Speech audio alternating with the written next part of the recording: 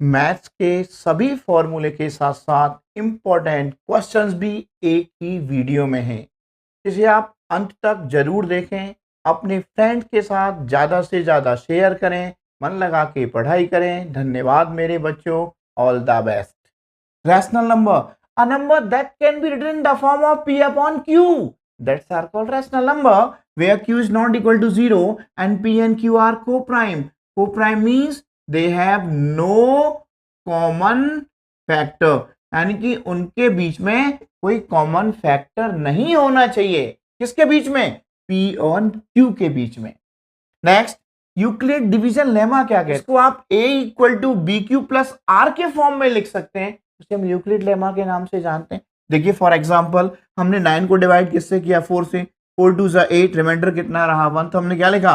9 equal to 4 into 2 plus 1, जहां 9 क्या है? a, 4 क्या है? b, q क्या है? 2 और r क्या है? 1। जहां 1 रिमाइंडर है, 9 डिविडेंड है, 2 क्वोशिएंट है और 4 हमारा क्या है? डिवाइजर है, डिवीजर है। तो हम क्या कहेंगे? 9 equal to 4 into 2 plus real numbers, either rational और इरेशनल, दोनों हो सकते हैं, रैशनल भी और इरेशनल भी। उन्हें क्या कहते हैं? हम रियल नंबर्स कहते हैं। रैशनल नंबर टर्मिनेटिंग डेसिमल भी हो सकते हैं और नॉन टर्मिनेटिंग बट रिपीटिंग, इस बात का ध्यान रखना है। फॉर एग्जाम्पल देखिए मेरे साथ, 1/2, 3/4, 7/20, 13/25, यानी कि जिनका डिनोमिनेटर के फैक्टर में सिर्फ क्या होना चाहिए? 2 और 5 और बोथ, उनके अलावा कोई अगर और फैक्टर होगा तब वो टर्मिनेटिंग नहीं होंगे। फॉर एग्जाम्पल 1/2 को आप डिवाइड करेंगे तो कितना आएगा? 0.5 आएगा। 3/4 को डिवाइड करेंगे तो कितना आएगा? 0.75 आएगा। लेकिन जिनका जो डिनोमिनेटर का फैक्टर क्या है, आप देखें 2 के फैक्टर में क्या है? 2। 4 के फैक्टर में क्या होगा?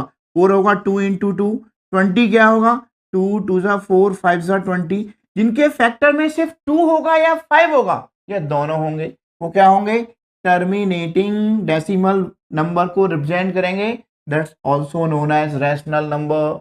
लेकिन टर्मिनेटिंग नहीं है, नॉन टर्म, बट कैसे हैं? रैकरिंग, डिजिट्स रिपीट होगा बार बार, वो नंबर भी रैशनल नंबर कहलाएंगे। फॉर एग्जांपल 1/3, 11/27, 1/6, 3, इनके फैक्टर में तो 2 और 5 है ही नहीं, तो नॉन टर्मिनेटिंग है। 27 का फैक्टर क्या होगा? 3 3 जा 9, 3 जा 27, इनके फैक्टर में 3 है, 2 और 5 है ही नहीं। 1/6, 1/6 के फैक्टर में क्या है?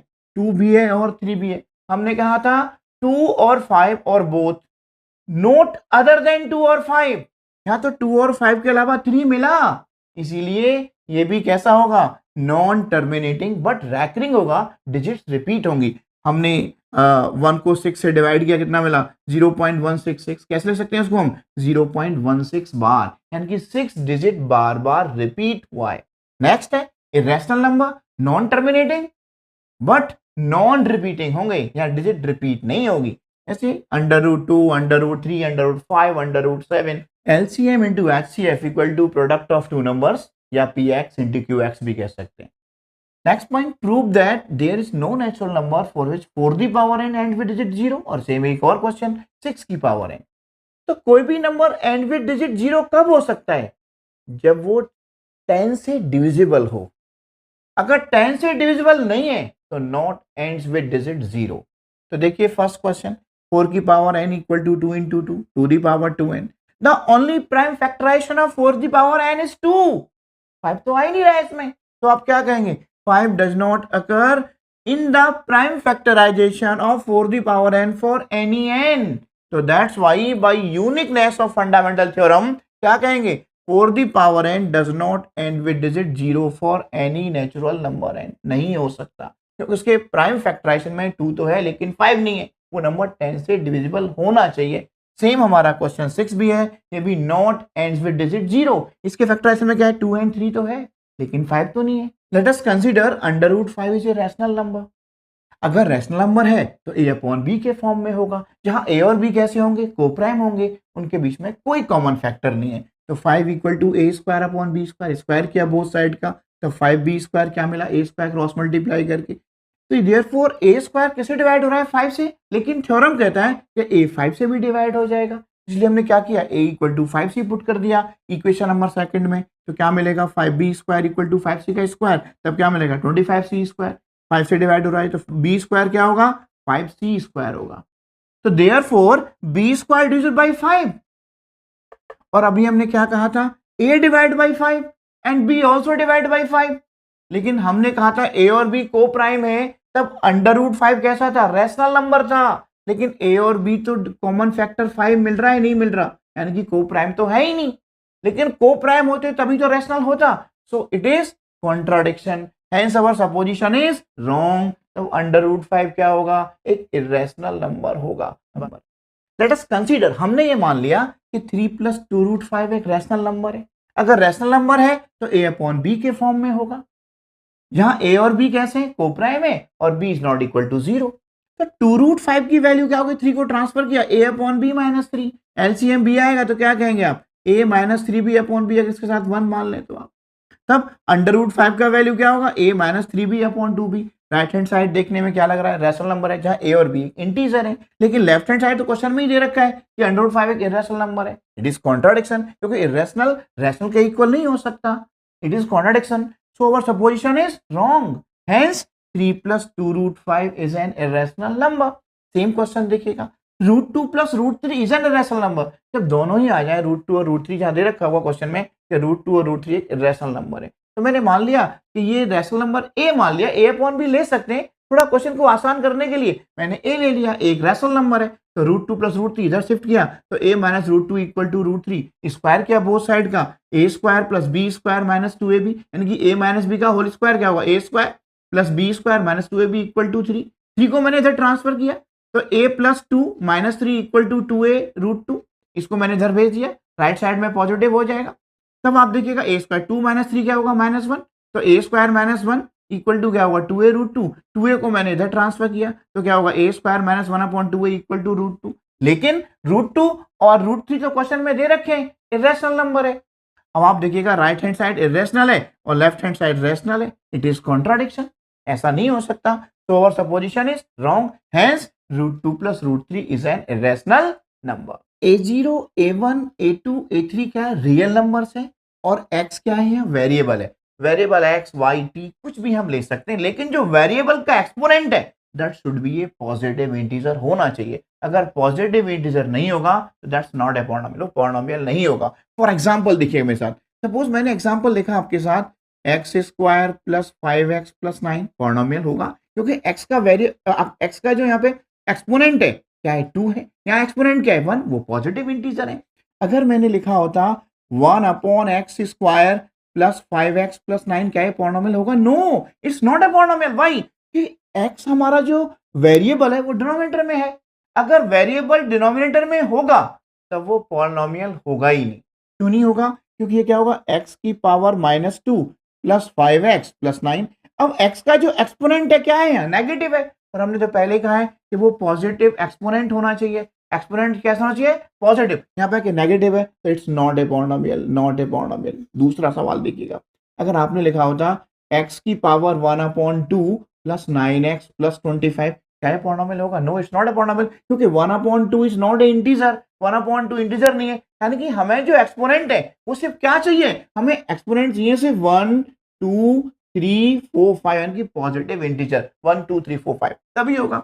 आप ऐसे भी लिख सकते थे t प्लस 1/t प्लस 9, यहाँ हमने वेरिएबल t ले लिया है, लेकिन ये भी पॉलिनोमियल नहीं होगा, क्यों, 1/t क्या होगा, ये होगा t plus T D power -1, exponent कैसा आया है नेगेटिव आया है, ये पॉलिनोमियल नहीं होगा मेरे बच्चों। अब हम बात करते हैं डिग्री की, जो हमारा पॉलिनोमियल है उसका जो मैक्सिमम एक्सपोनेंट है वही उसका डिग्री है। फॉर एग्जाम्पल अगर डिग्री 1 है तो लीनियर कहेंगे, डिग्री 2 तो क्वाड्रिक, और 3 को क्यूबिक और 4 को बाई क्वाड्रिक इक्वेशन कहेंगे हम। Next, graph of polynomials, main important points, on x axis y0 and y axis x equal to 0। एक और पॉइंट कहता है कि x equal to something parallel to y axis and y equal to something parallel to x axis. Suppose मैंने example लिया x equal to 5, तो graph क्या होगा, पैरेलल टू y एक्सिस होगा 1 2 3 4 5। अगर मैंने लिया y इक्वल टू 1, तब ग्राफ क्या होगा, parallel to x axis, y equal to 1 graph क्या मिल रहा है, ये पैरेलल टू x एक्सिस दिखाई दे रहा होगा। Linear polynomial p of x equal to ax plus b, जहाँ a is not equal to 0। तो मैंने एग्जांपल लिया y equal to 2x plus 5, x equal to 0, तो y 5 मिला, y 0 पे ये मिला। ग्राफ मैंने प्लॉट किया, एक स्ट्रेट लाइन मिला। ग्राफ कैसे प्लॉट करते हैं, 0 पे क्या है 5 है, 0 x ये 0 है, 5 क्या होगा 1 2 3 4 5, ये कोऑर्डिनेट मिला।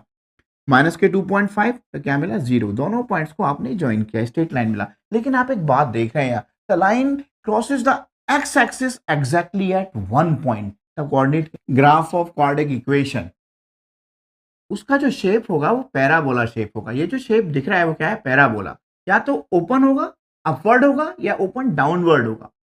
ओपन अपवर्ड कब होगा, if a is greater than 0। For example 2x square plus 5x 9, यहाँ a का वैल्यू कितना है 2, जो कि 0 से बड़ा है। नेक्स्ट डाउनवर्ड कब मिलेगा, माइनस के 2x square plus 5x plus 9, यहाँ a का वैल्यू क्या है -2। और ये जो आपको कर्व मिल रहा है, इस शेप का नाम क्या है, पैराबोला। कब मिलेगा, जब हमारा इक्वेशन क्वाड्रेटिक इक्वेशन होगा। नेक्स्ट पॉइंट, और क्वाड्रेटिक इक्वेशन का एटमोस्ट 2 जीरोस होगा। हमने कहा y equal to p of x, इसका मतलब ये x एक्सिस पे कितने पॉइंट पे इंटरसेक्ट करेगा। तो 2 जीरोस कब मिलेगा, जब 2 पॉइंट पे कट करेगा। 1 जीरोस कब मिलेगा, एग्जैक्टली 1 पॉइंट पे। और नो जीरो जब x एक्सिस पे ये कब इंटरसेक्ट ही नहीं करेगा, तब कोई भी सॉल्यूशन नहीं होगा, या नो जीरोस मिलेगा हमें। क्यूबिक पॉलिनोमियल का ये ग्राफ होगा और एटमोस्ट 3 जीरोस होंगे, ज्यादा से ज्यादा 3 जीरोस हो सकते हैं। Next, if alpha and beta are the zeros of quadratic polynomial ax square plus bx plus c, then sum of zeros, यानी कि एक जीरो अल्फा है दूसरा बीटा है, sum of zeros क्या होगा, माइनस के b upon A, and product of zeros क्या होगा, c upon A. For example लिया हमने 2t square plus root 2t plus 9, हमने कंपैरिजन किया उसका जनरल फॉर्म से, at square plus bt plus c, यहाँ वेरिएबल हमारा t है, तब a का वैल्यू हमें 2 मिला, b अंडर रूट 2 और c 9, तब अल्फा प्लस बीटा माइनस के b अपॉन ए। हमने वैल्यू पुट अप कर दी तो ये हमें आंसर मिली।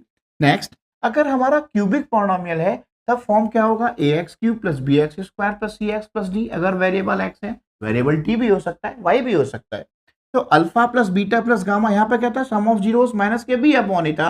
तब क्यूबिक में भी याद करना पड़ेगा, रिलेट करना पड़ेगा, तब भी सम कितना होगा, माइनस के b अपॉन ए। तब टू जीरोस थे, अब 3 जीरोस हैं। प्रोडक्ट था 2 का, अल्फा इंटू बीटा, अब अल्फा इंटू बीटा होगा, फिर क्या होगा, बीटा इंटू गामा होगा, फिर गामा इंटू अल्फा होगा, उनका सम कितना होगा, सी अपॉन ए, और यहाँ भी सी अपॉन ए था।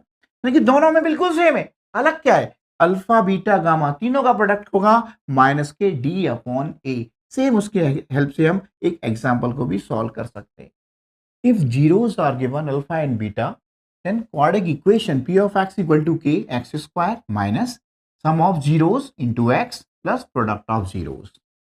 If quadratic equation ax square plus bx plus c, इसके हमें जीरोस फाइंड आउट करने हैं। एक मेथड है हमारा फैक्टराइजेशन और दूसरा है श्रीधराचार्य फॉर्मूला। सवाल कहता है इसमें हमें d फाइंड आउट करना होगा। पहले d क्या है, हमारा डिस्क्रिमिनेंट, जिसको कैसे फाइंड आउट करेंगे, b स्क्वायर माइनस 4ac से। नेक्स्ट पॉइंट, इफ ये हमारी तीन पॉइंट्स मेन हमारे बहुत इंपॉर्टेंट है इसमें। या तो हमारा d का वैल्यू ग्रेटर देन 0 होगा, if d is greater than 0, d means discriminant अगर 0 से बड़ा है तो हमारे जीरोस रियल और डिस्टिंक्ट होंगे। अगर इक्वल टू 0 है तब रूट्स क्या होंगे, रियल एंड इक्वल होंगे। अगर हमारे रूट्स या जीरोस लेस देन 0 हैं तब रूट्स रियल नहीं होंगे, इमेजिनरी होंगे। और अगर d एक परफेक्ट स्क्वायर निकल के आता है तो हमारे both the roots are rational and distinct होंगे। और अब बोथ मतलब 2 रूट्स या 2 जीरोस होंगे अगर क्वाड्रेटिक इक्वेशन है। अब Dharacharya formula, x equal to minus B plus minus root D upon 2 है, जहाँ d क्या है, बी स्क्वायर माइनस 4ac। तो 2 जीरोस है हमारे, एक अल्फा और एक बीटा। 2 इक्वेशंस आर गिवन, जहाँ a1 a2 b1 b2 coefficient है x और y के, और c1 c2 कांस्टेंट टर्म है। अगर इन दोनों को सॉल्व किया जाए तब दो बातें होंगी। दो बात क्या होंगी, या तो सॉल्यूशन कंसिस्टेंट होगा या इनकंसिस्टेंट होगा। अगर सॉल्यूशन कंसिस्टेंट होगा तब फिर दो बातें होंगी, या तो हमारा सॉल्यूशन यूनिक होगा या इनफाइनाइट मैनी सॉल्यूशंस होगा। तो यूनिक सॉल्यूशन कब होगा, if a1 upon a2 is not equal to b1 upon b2 होगा। फिर इनफाइनाइट कब होगा, if a1 upon a2 equal to b1 upon b2 equal to c1 upon c2 होगा। फिर सॉल्यूशन इनकंसिस्टेंट कब होगा, यानी कि नो सॉल्यूशन कब मिलेगा, यानी कि कब मिलेगा, जब a1 upon a2 equal to b1 upon b2 is not equal to c1 upon c2 होगा। अगर ग्राफ प्लॉट किया जाए तब यूनिक सॉल्यूशन में क्या होगा, टू लाइंस इंटरसेक्ट करेंगे एग्जैक्टली वन पॉइंट पे। और अगर ग्राफ प्लॉट किया जाए तो इनफाइनाइट मैनी सॉल्यूशन कब होगा, टू लाइन कोइंसाइड करेंगे, यानी कि एक लाइन के ऊपर दूसरा लाइन आएगा। और नो सॉल्यूशन के केस में two lines are parallel to each other होंगे। इक्वेशंस को सॉल्व कैसे करेंगे, या तो ग्राफ से कर सकते हैं या एल्जेब्रिक मेथड से। एल्जेब्रिक मेथड में मैं क्रॉस मेथड एक्सप्लेन करता हूँ आपको अभी। क्रॉस मेथड में एक्स वाई, एक्स के साथ एक्स के कोएफिशिएंट नहीं लिखेंगे, b1 b2 c1 c2 c1 c2 को रिपीट करेंगे। वाई के साथ वाई के कोएफिशिएंट नहीं नोट करेंगे, c1 c2 और a1 a2 लिखेंगे आप। और -1 के साथ आप a1 अपॉन a2 को रिपीट करेंगे और लास्ट में फिर b1 b2 लिखेंगे, यानी कि जिसको आपने नोट करना है उसके कोएफिशिएंट आपको मेंशन नहीं करना है। फिर आप क्रॉस मल्टीप्लाई कर दी। सॉल्यूशन कब होगा, if 3 upon k minus 2k minus 1 coefficient है x का, इक्वल टू क्या होगा, 1 upon k minus 1 is not equal to 1 upon 2k plus 1। हमने इन दोनों को फर्स्ट 2 को सॉल्व किया, तब क्या मिला, 3 क्रॉस मल्टीप्लाई किया, 3k minus 3 equal to 2k minus 1, solve करने पे k इक्वल टू 2 मिला। लास्ट 2 को जब हमने सॉल्व किया तब देखा 2k plus 1 is not equal to k minus 1, तो k is not equal to -2, और यहाँ क्या मिल रहा है, k इक्वल टू 2। तो हमने फाइनली कहा कि k का वैल्यू क्या होगा, 2 होगा। हमें k का वैल्यू फाइंड आउट करना है अगर इक्वेशन इनफाइनाइट मैनी सॉल्यूशंस है। तो हमने कहा 1 upon k plus 1 equal to k plus 1 upon 9 equal to 5 upon 8k minus 1। हमने फर्स्ट 2 को सॉल्व किया और जब क्रॉस मल्टीप्लाई किया तो ये k पर प्लस 1 का होल स्क्वायर क्या मिला, 9। जब हमने सॉल्व किया तो हमें ये मिलता है k square plus 2k minus 8 equal to 0। Middle term expression से सॉल्व किया तो हमें k का वैल्यू क्या मिला, -4 या 2 मिलेगा। ऐसे जब हमने नेक्स्ट 2 पार्ट को सॉल्व किया तो क्रॉस मल्टीप्लाई किया तो k plus 1 8k minus 1 equal to 45, दोनों को मल्टीप्लाई किया तो हमें क्या मिला, 8k square plus 7k minus 46 equal to 0। हमने मिडिल टर्म एक्सप्रेशन किया तो हमें क्या मिला, 23 और 16 मिला। जब हमने सॉल्व किया तो हमें k का वैल्यू क्या मिला, माइनस के 23 अपॉन 8 मिला या 2 मिला। तो हमने फर्स्ट 2 को सॉल्व किया था तब k का वैल्यू क्या मिला था, -4 और 2 मिला था। अब हमें क्या मिला, -23 अपॉन 8 और 2 मिला। दोनों में कॉमन क्या है, 2 है, हेंस जो k का वैल्यू क्या होगा, वो 2 हमारा फाइनल आंसर होगा। हमारा सीरीज एपी में कब होगा, जब कॉमन डिफरेंस सेम होगा। और कॉमन डिफरेंस डी क्या होगा, a2 माइनस a1 या a3 माइनस a2, यानी कि second term minus first term और थर्ड टर्म से सेकेंड टर्म। फॉर एग्जाम्पल हमने 7 13 16 लिया, या डी 13 माइनस 10 3, 16 माइनस 13 3, तो डी कितना है हमारा, 3 है। कॉमन डिफरेंस सेम है तो सीरीज एपी में होगा। फिर हमने कहा एन मतलब nth टर्म ऑफ सीरीज क्या होगा, a plus n minus 1 into d, जहाँ एन टर्म ऑफ सीरीज है, a फर्स्ट टर्म है और d हमारा कॉमन डिफरेंस है। फॉर एग्जाम्पल ये हमें सीरीज दे रखा है, हमसे कहता है इस सीरीज का 100वां टर्म क्या होगा। तो कैसे फाइंड आउट करेंगे, ऐसा तो नहीं कर सकते ना, 16 ऐड करते जाए बार बार तो बहुत टाइम लगेगा। तब डायरेक्ट फॉर्मूला क्या है, a100 equal to a plus 100 minus 1 into d. N हमारा क्या है, 100 है, 7 प्लस 99 और डी क्या है हमारा, 3 है। आप सॉल्व करेंगे a100 मिल जाएगा। सेम नेक्स्ट वन, अगर हमें sum of series find out करना होगा तो फॉर्मूला क्या है, s N equal to n by two 2a plus n minus 1 into d हमारा फॉर्मूला होगा। अगर हम 2a को a प्लस ए में रिप्रेजेंट कर दें तब क्या होगा, s N equal to n by two. आप ये देख रहे हैं a plus n minus 1 into d किसका फॉर्मूला बन रहा है, ये एल का। एल मतलब लास्ट टर्म या एन भी कह सकते हैं, a plus n minus 1 into d. तुम्हारा एस एन होगा n by two a plus l या a प्लस ए एन भी लिख सकते हैं, क्योंकि एल ही हमारा ए एन होता है लास्ट। अगर सीरीज में हमें कभी 3 टर्म्स लेने हो तो हम a माइनस डी ए और a प्लस डी लेंगे। अगर 4 टर्म्स लेने हो तो a minus 3d a minus D a plus D और a प्लस 3d। अगर 5 टर्म्स लेने हो तो ये हम लेंगे। अगर हमें sum of first n natural number का डायरेक्ट फॉर्मूला लगा सकते हैं, S N equal to N plus 1 upon 2। जैसे हम कहते हैं कि find the sum of first 10 natural numbers 1 2 3 10, तब एस एन क्या होगा, 10। आप सॉल्व करेंगे डायरेक्ट फॉर्मूले से, एन प्लस 1 अपॉन 2, एन हमारा 10 है, आंसर 55 मिलेगा। एक और बात, कभी कभी हमें क्वेश्चन में पूछता है कि हमारा एंड से इस सीरीज में 5th टर्म फाइंड आउट कीजिए या 9th टर्म बताइए, तो हम फॉर्मूला लगा सकते हैं l plus n minus 1 into minus d, जहाँ एल हमारा लास्ट टर्म है। एक और बात बता रहा हूँ, हम बिना फॉर्मूले के भी कर सकते हैं, हमें सीरीज को रिवर्ट करना होगा, बैक करना होगा। देखिए मेरे साथ, determine the 10th term from the end of the series दे रखा है 4 9 15, ये सीरीज दे रखा है। तो हमने क्या कहा, लास्ट से 10th पूछा है, हमने सीरीज को रिवर्ट कर दिया 254। अब आपका 9 माइनस 4 सीरीज कितना है, आपका कॉमन डिफरेंस कितना है, 5 है। तब 254 माइनस 5 कितना होगा, 249। फिर कितना मिलेगा, 244। हमने सीरीज को रिवर्ट कर दिया, रिवर्स कर दिया, उल्टा कर दिया। तब ये सीरीज मिला। तो हमारा डी कितना है यहाँ 249 माइनस 254 माइनस के 5 होगा। तब A10 क्या होगा a प्लस 9d। ए हमारा 254 है, 9d हमारा माइनस 5 है। सॉल्व किया 209 आया 10 से। अगर फॉर्मूले से करते हम तब डी हमारा कितना होता 9 माइनस 4 5 होता, लेकिन फॉर्मूला हमारा कह रहा है l plus n minus 1 into minus d. 254 plus 9 into minus 5 209 मिलेगा। लेकिन मेरा मानना है कि फॉर्मूला याद करने से बेटर है हम सीरीज को रिवर्ट करें और इस तरीके से क्वेश्चन को सॉल्व करें, ज्यादा बेटर और आसान रहेगा आपके लिए। एक क्वेश्चन दे रखा है जहां सम ऑफ एन टर्म्स से रखा है 4n माइनस एन स्क्वायर, हमें an और a10 फाइंड आउट करना है। Sn गिवन है 4n माइनस एन स्क्वायर, तो सॉल्व कैसे करेंगे हम S1 S2 S3 find out करेंगे। हमने in place of 1 n 1 put किया, फिर 2 और फिर 3 सॉल्व किया, तो हमें 3 4 और 3 मिला। तो सीरीज क्या है हमारा, हमें सीरीज फाइंड आउट करने के लिए ये तो S1 S2 S3 है, लेकिन सीरीज में तो क्या होगा A1 A2 A3 होगा। तो ये पॉइंट याद करना पड़ेगा, माइंड करना पड़ेगा अच्छे से दिमाग में कि A1 क्या होगा S1, तो S1 हमारा 3 है। A2 क्या होगा S2 माइनस S1, तब S2 माइनस S1 4 माइनस 3 1 होगा। और A3 क्या होगा S3 माइनस S2, तब S3 माइनस S2। ये बात ध्यान रखना पड़ेगा, A1 S1 S2 minus S1 S3 minus S2 S4 minus S3 सो चलते जाएंगे आप। तो हमें A1 3 मिलेगा, A2 1 मिलेगा और A3 माइनस 1। तब सीरीज क्या होगा हमारा 3 1 और माइनस 1 मिलेगा। तब D हमारा कितना है 1 माइनस 3 माइनस 2। तो AN हमारा कैसे फाइंड आउट करेंगे हम A plus n minus 1 into d. हमारा A कितना है क्वेश्चन में 3 है, n माइनस 1, D हमारा माइनस 2 है। सॉल्व किया तो क्या मिला 5 माइनस 2n। ऐसे हम A10 फाइंड आउट कर सकते हैं, A प्लस 9D होगा। हमने सॉल्व किया, क्या आंसर मिला माइनस के 5।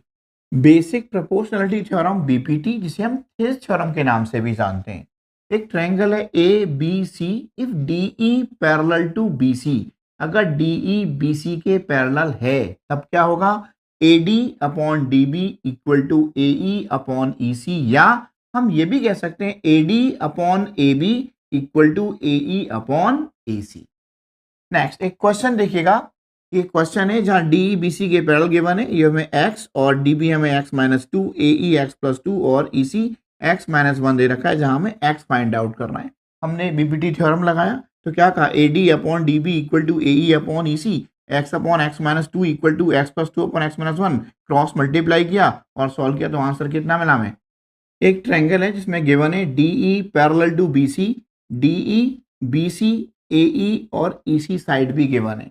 तो हमें ये चेक करना होगा इनमें से कौन सा ऑप्शन हमारा करेक्ट होगा। देखिएगा ट्रायंगल ADE किसके सिमिलर है ABC के, क्यों एंगल 1 एंगल 2 के इक्वल है, 3 4 के इक्वल है। अगर DE BC के पैरेलल है तो करस्पॉन्डिंग एंगल्स आर इक्वल, ये करस्पॉन्डिंग एंगल्स हैं, एंगल ये दोनों में कॉमन है। तो हमारा ट्रायंगल ADE सिमिलर किसके हुआ ABC के। If two triangles are similar, then their corresponding side ratios are equal. So therefore, छोटा वाला ट्रायंगल क्या है ADE, बड़ा कौन सा है ABC, तो हमने कहा AE upon AC equal to DE upon BC। AE का वैल्यू क्वेश्चन में दे रखा है A और AC का वैल्यू क्या होगा A plus B equal to ये X upon Y। Cross multiply किया, हमने X फाइंड आउट किया तो क्या होगा AY upon A plus B और Y क्या होगा X A plus B upon A। तो इस चार ऑप्शन में देखिए कौन सा ऑप्शन हमारा करेक्ट है। एक्स हमारा क्या है AY upon A plus B, तब ये हमारा जो थर्ड ऑप्शन है वो करेक्ट है। एक क्वेश्चन है जहाँ दो ट्रायंगल आपस में सिमिलर है और उनके करस्पॉन्डिंग साइड्स का रेशियो का स्क्वायर दे रखा है 4:9, तो हमें AM अपॉन PN का रेशियो पूछा है। तो ये बात जानते हैं कि two triangles are similar then they are all corresponding sides ratios are equal as well as their altitudes का रेशियो भी इक्वल होगा। तो हमने कहा A B upon P Q equal to B C upon Q R equal to A C upon P R equal to M upon P N. हमें question में A B square upon P Q square दे रखा है 4/9, तब A B upon P Q क्या होगा 2/3। और अभी हमने क्या कहा कि A B upon P Q किसके इक्वल होगा A M upon P N के इक्वल होगा, तो इसका वैल्यू क्या होगा 2/3। तो distance between 2 points A and B if coordinates are given, then distance formula होगा under root x2 minus x1 square plus y2 minus y2 square, और आप ये भी कह सकते हैं under root difference of abscissa square plus difference of ordinate square. एक main point और है हमारा ऑन एक्स एक्सिस y0, और एक बात ये भी जानते हैं कि on y axis x equal to 0। फिर है हमारा इंटरसेक्शन फॉर्मूला, इंटरनली इंटरसेक्शन।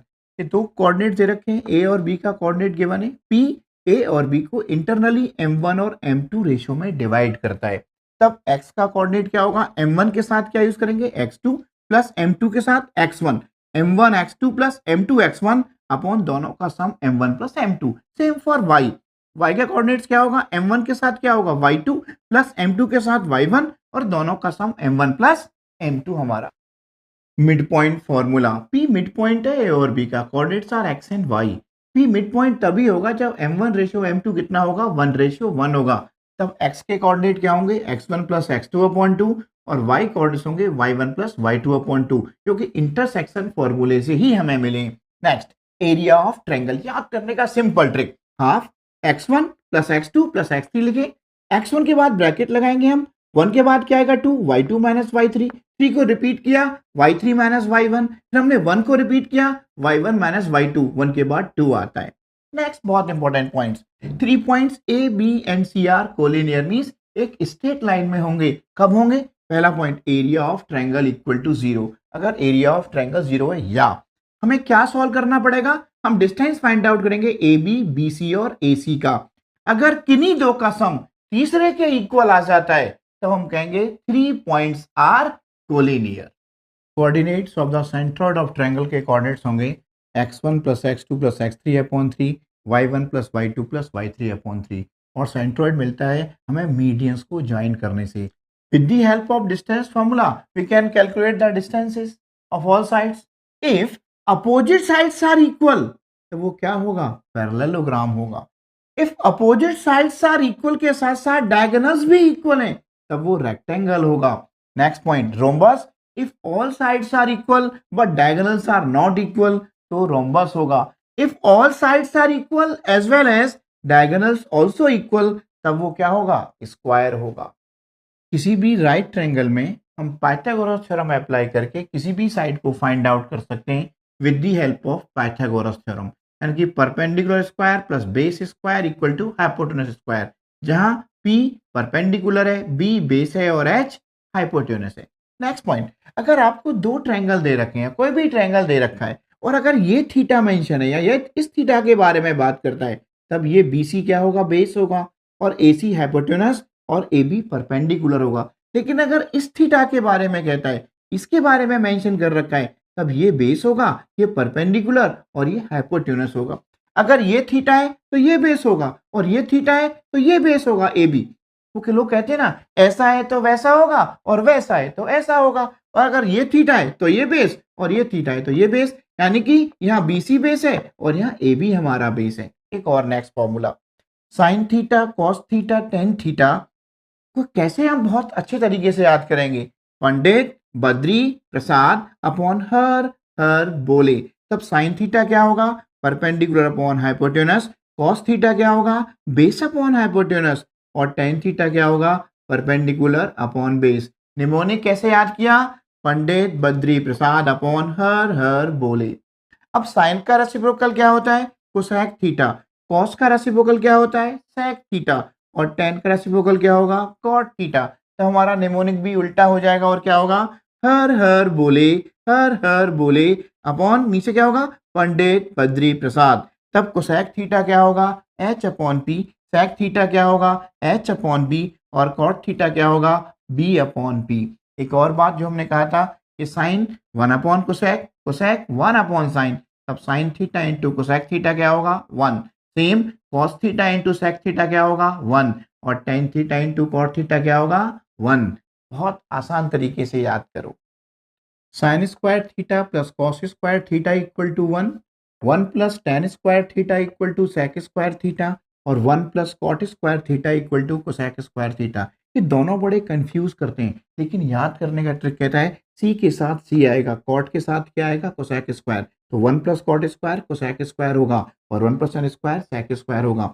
इनसे दो दो फॉर्मूले और बन जाएंगे। अब साइन स्क्वायर क्या होगा, 1 minus cos square, cos square क्या होगा, 1 माइनस साइन स्क्वायर। ऐसे ही दो और फॉर्मूले आप याद कर सकते हैं। नेक्स्ट, साइन 90 माइनस कॉस होगा, कॉस 90 माइनस थीटा क्या होगा, साइन थीटा होगा, cos 90 minus theta sine, tan 90 minus cot होगा और कॉट 90 माइनस टेन होगा, सेक 90 माइनस कोसेक थीटा होगा और cosec 90 minus theta sec theta होगा। हम ट्रिग्नोमेट्रिक वैल्यूज कैसे याद करेंगे?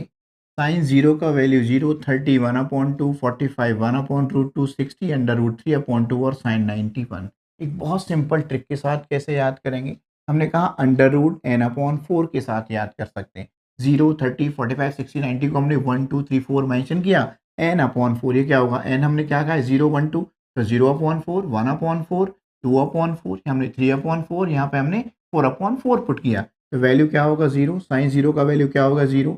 साइन 30 क्या होगा? √1/2। साइन 45 क्या होगा? 1/√2 और साइन 60 क्या होगा? √3/2 और साइन 90 कितना होगा? 1। बहुत सिंपल ट्रिक से आप याद कर सकते हैं। एक और बात, जब आपने साइन का वैल्यू याद कर लिया 30, 45, 60, 90 का, तो कॉस का याद करने की जरूरत नहीं है, क्योंकि अभी हमने कहा था कि sine 90 minus theta equal to cos theta. तो अगर साइन 0 का जो वैल्यू है वो कॉस 90 का होगा, दोनों का सम 90 के साथ जाएंगे। 30 के साथ 90 कब होगा?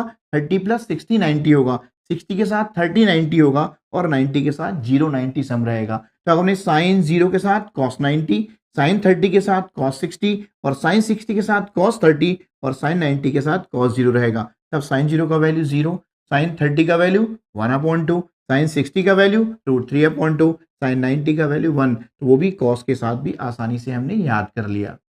हम tan का वैल्यू भी याद कर सकते हैं। tan 0 0, 30 1/√3, 45 1, 60 √3 और 90 not defined. And cot theta का वैल्यू भी, cot थीटा क्या होगा? 1/tan थीटा, उसका रेसिप्रोकल होगा, हम वैल्यू याद कर सकते हैं। ऐसे cosec 1/sin होगा एंड sec 1/cos, वो वैल्यू भी उसी तरीके से हम याद कर सकते हैं। एक लाइन जो सर्कल को दो अलग अलग पॉइंट पे इंटरसेक्ट करती है उसे सिकेंड कहते हैं, और एग्जैक्टली वन पॉइंट पे उसे टेंजेंट कहते हैं। और tangent always perpendicular to radius of circle, OP perpendicular to AB. अगर एक्सटर्नल पॉइंट से किसी सर्कल पर टेंजेंट रोकी जाए तो उनका लेंथ इक्वल होगा, एपी इक्वल टू पीबी। और इन दोनों जो अपोजिट एंगल्स हैं ए ओ बी और एपीबी का सम कितना होगा? 180 डिग्री होगा। क्यों? कि इन चारों एंगल का सम कितना होगा? 360 डिग्री।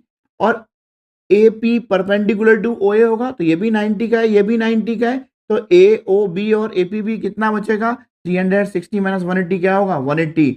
हमें इस क्वेश्चन में पेरीमीटर फाइंड आउट करना है ट्रायंगल ए पी क्यू का। जहां गिवन है क्वेश्चन में A B B C and P Q ये टेंजेंट दे रखे हैं। सॉल्यूशन देखिएगा, AP का वैल्यू किस, ए बी का वैल्यू किसके इक्वल होगा? AC के, क्योंकि टेंजेंट है, एक्सटर्नल पॉइंट से लेंथ इक्वल होगा। एंड PX किसके इक्वल होगा? PB के, ये भी टेंजेंट है एक्सटर्नल पॉइंट से। एंड XQ किसके इक्वल होगा? QC के, ये भी टेंजेंट है एक्सटर्नल पॉइंट से। पेरीमीटर ऑफ APQ क्या होगा? AP plus PQ plus AQ, perimeter of triangle sum of all sides. तो हमने AP प्लस PQ को हमने चेंज लिख सकते हैं, PX प्लस XQ लिखा है हमने, प्लस AQ। एंड PX किसके इक्वल है? PB के, इन प्लेस ऑफ PX हमने PB लिखा। एंड QX किसके इक्वल है? QC के, हमने QC मेंशन किया, प्लस AQ ऑलरेडी है। अब देखिएगा AP plus PB, AP plus PB क्या है? AB के इक्वल है।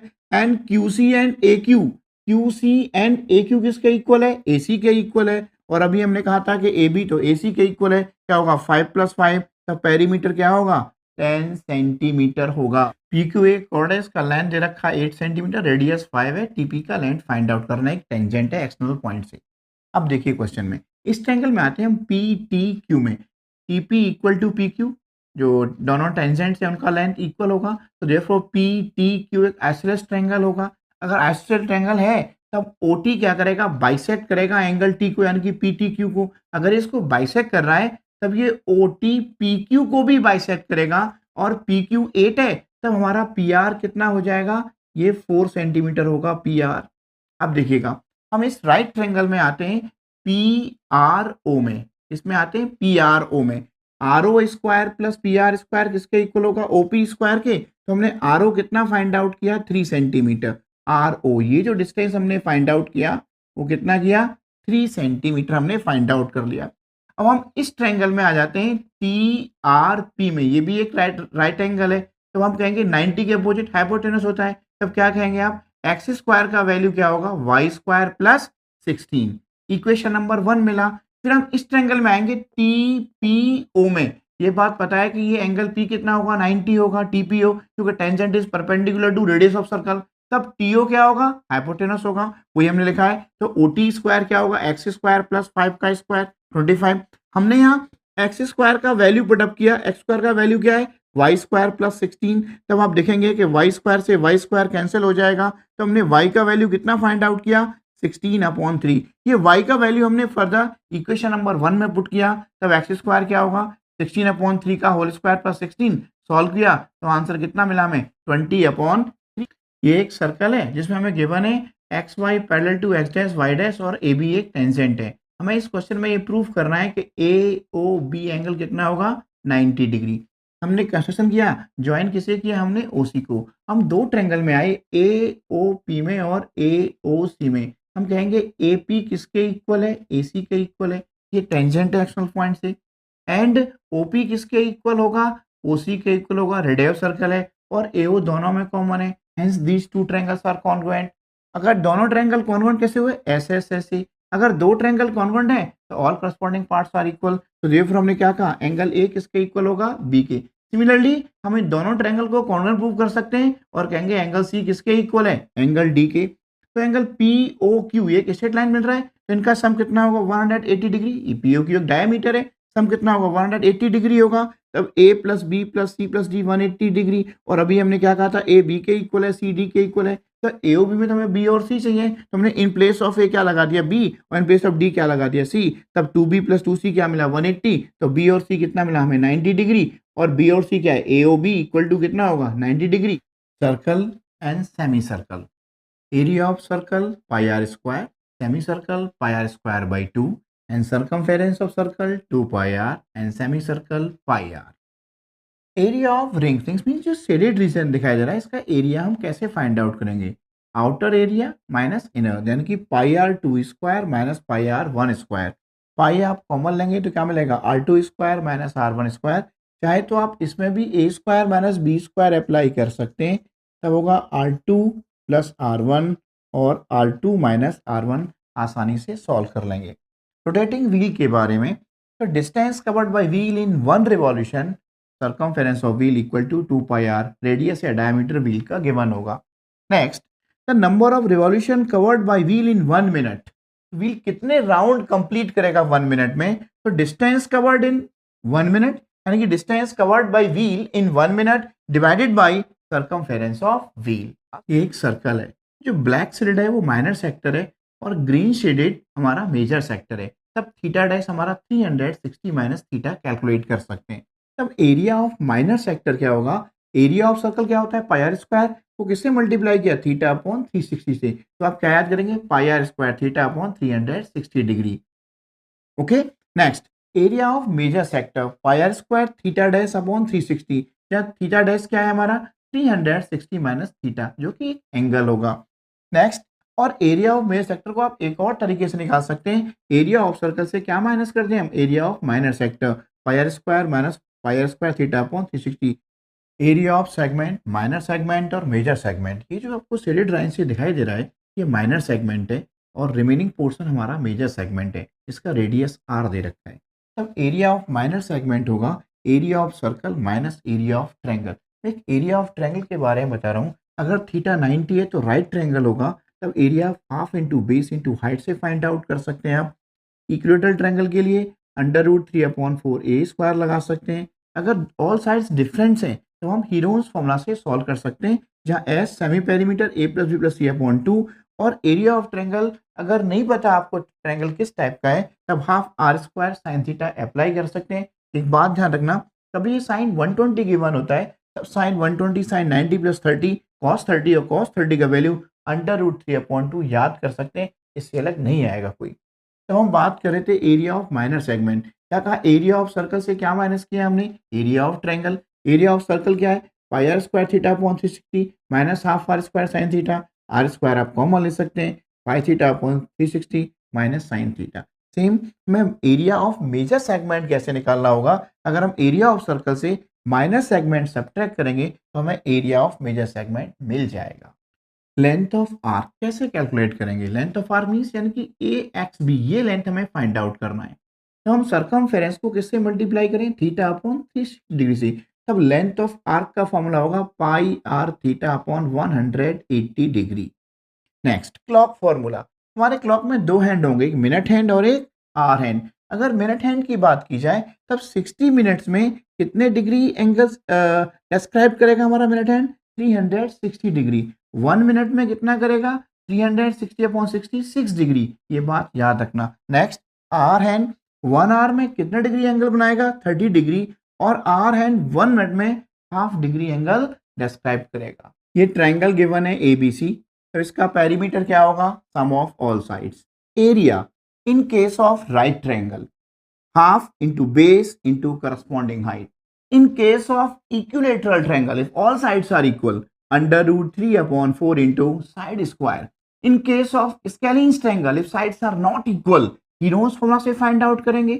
एरिया होगा under root S minus a, S minus b, S minus c, जहां S क्या है? सेमी पेरीमीटर, मीन्स पेरीमीटर का हाफ। एक और बात, in case of equilateral triangle उसका जो एल्टीट्यूड या हाइट क्या होगा? Under root 3 upon 2 into side square. All sides are equal and angle 90 degree. Perimeter 4 into side, area side का स्क्वायर और हाफ इंटू डायगोनल स्क्वायर अगर डायगोनल दे रखें। डायगोनल हम पाइथागोरस थ्योरम से फाइंड आउट कर सकते हैं, ए अंडर रूट 2 मिलेगा। Rectangle perimeter 2 into l plus b, opposite sides are equal and area l into b and diagonal with the help of Pythagoras theorem under root L square plus B square. Area of parallelogram base into height. Rhombus half into D1 and D2 where D1 D2 are diagonals. In case of trapezium area half into sum of parallel sides into height. In case of quadrilateral diagonal given है उसमें perpendicular distance given है तब half into AC diagonal है and sum of perpendiculars H1 plus H2. If diagonal intersect करते हैं हमारे right angle पे तब area होगा half into D1 into D2.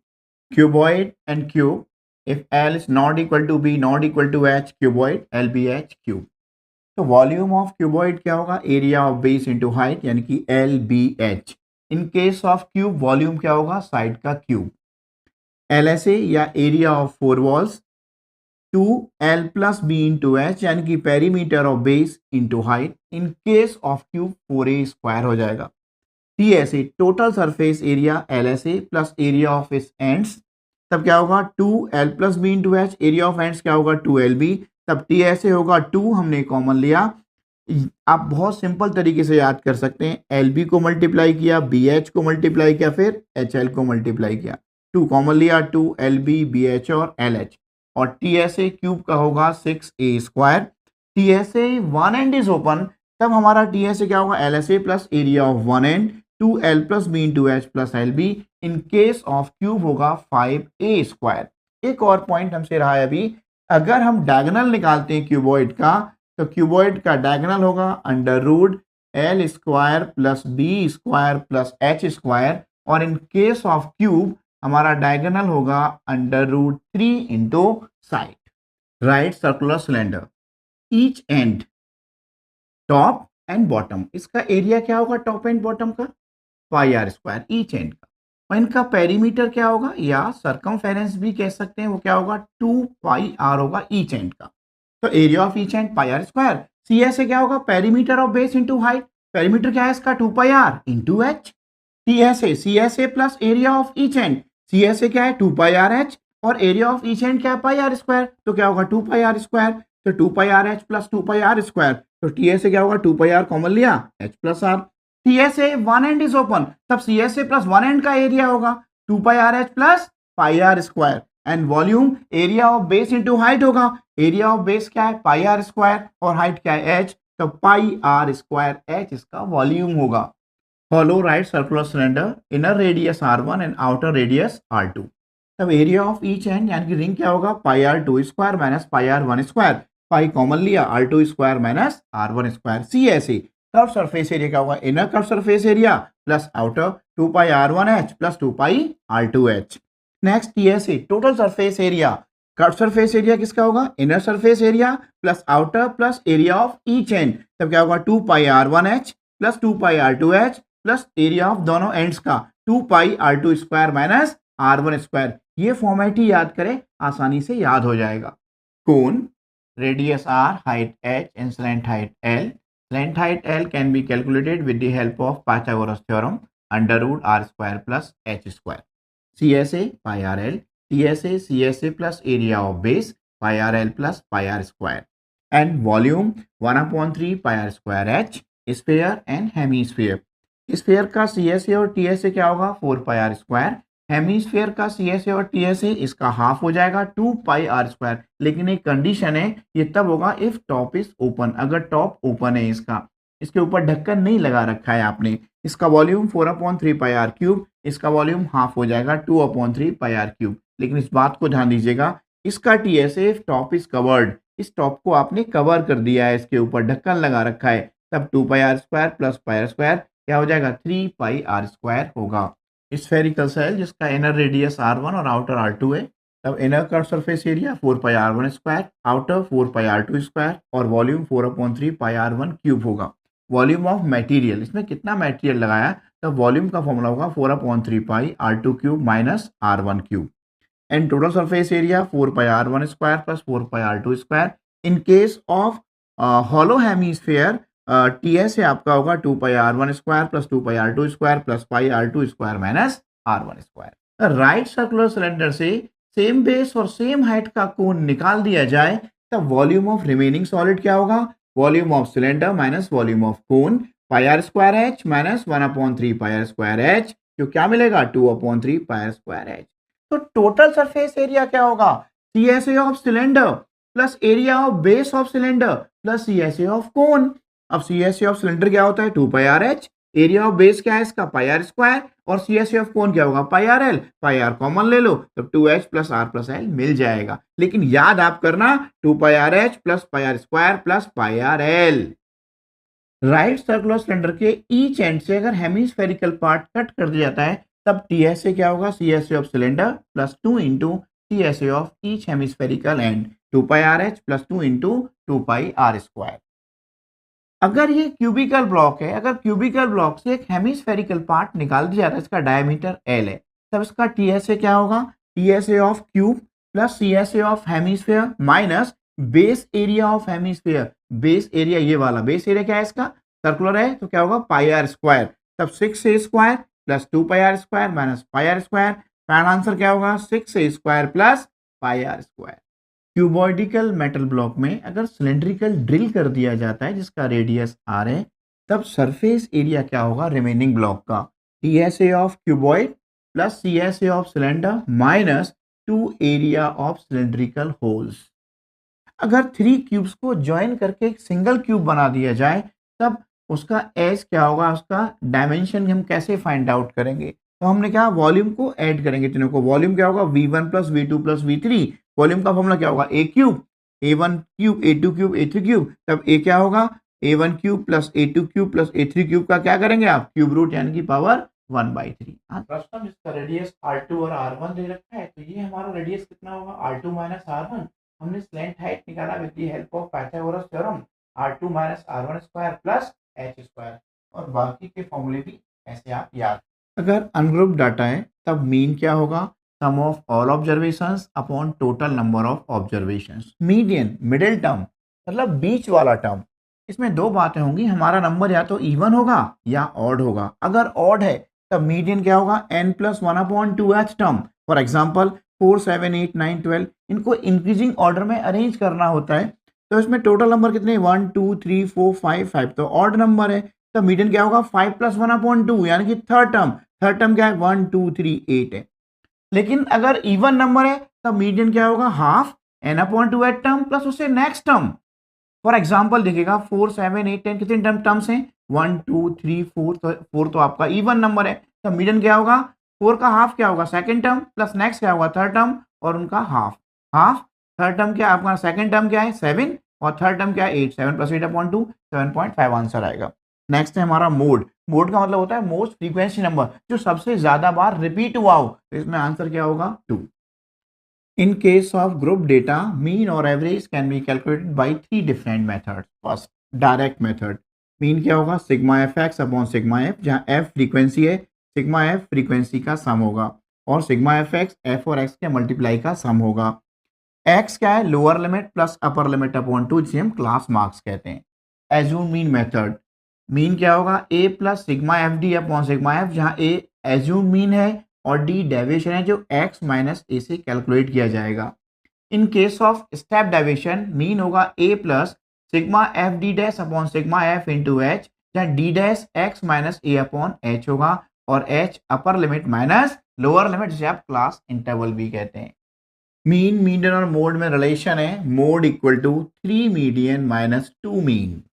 Median अगर ग्रुप डेटा दे रखा है तब मीडियन होगा L plus N by two minus C F upon F into H, जहाँ एल लोअर लिमिट है मीडियन क्लास का, एफ फ्रीक्वेंसी है मीडियन क्लास का, H upper limit minus lower limit और सी एफ कम्युलेटिव फ्रीक्वेंसी है median class से ऊपर वाले क्लास का, और एन ये सिग्मा एफ टोटल फ्रीक्वेंसी का सम होगा, जहाँ हमें यूज करना होगा एन बाई टू के फॉर्म में।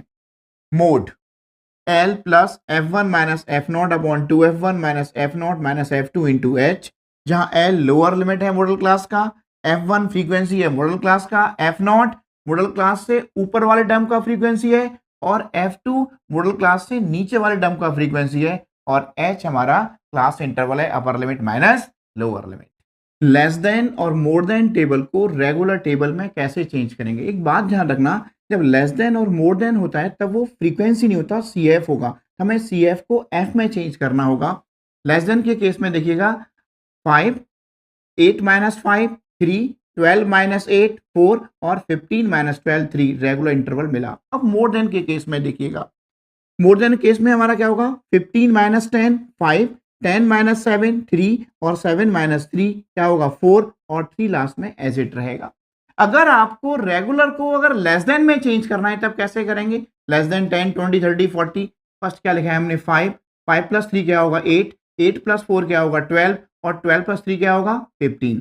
सेम अगर आपको रेगुलर को मोर देन में चेंज करना है तब कैसे करेंगे? आप ध्यान से देखिएगा, टोटल फ्रीक्वेंसी का सम करो, 5 प्लस 3 8 4 12 और 3 15, हमने 15 लिख दिया। 15 माइनस 5 कितना होगा 10, 10 माइनस 3 कितना होगा 7 और 7 माइनस 4 कितना होगा 3। इस तरीके से हम लेस देन और मोर देन को रेगुलर में और रेगुलर को लेस देन और मोर देन में चेंज कर सकते हैं आसान। अगर इस तरीके से क्लास इंटरवल दे रखा है तो उसको रेगुलर में कैसे चेंज करेंगे? यहाँ पे एक डिफरेंस कितना आ रहा है, 30 माइनस 29 1, 35 माइनस 34 1 आ रहा है, डिफरेंस का हाफ किया तो यहाँ से हमने सब्ट्रैक्ट किया हाफ और यहाँ हमने हाफ को यहाँ ऐड किया, तो यहाँ पे क्या होगा 24.5 और ये क्या होगा 29.5। सेम क्या होगा 29.5 34.5 34.5 और 39.5।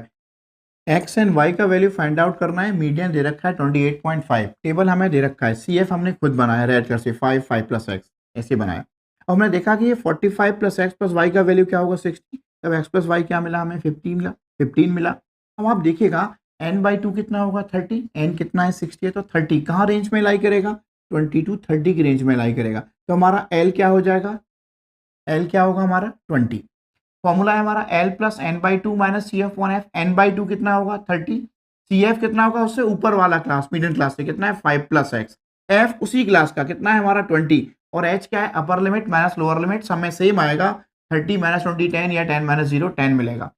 फॉर्मूला हमने पुटअप किया, मीडियम 28.5 था इक्वल टू 20, फॉर्मूले में पुटअप किया हमने, इसको उधर ट्रांसफर किया कितना आएगा 8.5, 30 माइनस 5 क्या होगा 25 माइनस एक्स अपॉन 20, मल्टीप्लाई किया 10 से 0 से 0 कैंसिल, 20 हमने क्रॉस मल्टीप्लाई किया 25 माइनस एक्स कितना होगा 17, तो माइनस एक्स कितना मिल रहा है हमें माइनस के 8, माइनस से माइनस कैंसिल हुआ तब एक्स की वैल्यू क्या मिलेगी आपको 8, दोनों का सम 15 था तो वाई कितना आएगा आपका 7।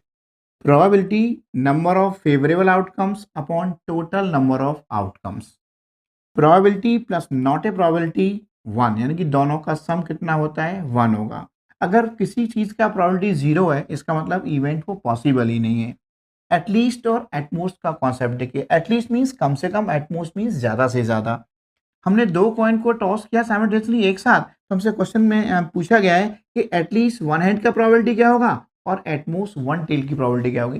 जब दो कॉइन्स को एक साथ टॉस किया गया तब हो सकता है दोनों का हेड आ जाए, या हो सकता है पहले का हेड दूसरे का टेल आ जाए, या दूसरे का टेल पहले का हेड, या दोनों का टेल आ जाए। तब at least one head, at least one head का मतलब है कम से कम एक हेड तो होना चाहिए, उससे ज्यादा भी चलेगा। तो हो सकता है दोनों का हेड आ जाए, एक का हेड दूसरे का टेल, दूसरे का टेल पहले का हेड, तो प्रोबेबिलिटी क्या होगा, favourable outcomes upon total outcomes. तो फेवरेबल आउटकम्स कितने हमारे 1 2 3 और टोटल कितने हमारे 1 2 3 4। तो प्रोबेबिलिटी क्या होगा 3/4। नेक्स्ट करा एटमोस्ट वन टेल, ज्यादा से ज्यादा एक टेल, एक टेल से ज्यादा नहीं होना चाहिए, उससे कम भी चल सकता है लेकिन ज्यादा नहीं चलेगा एक से। तो दोनों का हेड आ सकता है, एक का है टेल, टेल और हेड। तो प्रोबेबिलिटी कितना हो जाएगा 3/4। हमारे फेवरेट आउटकम्स क्या है 1 2 3, टोटल कितने 4, 3/4।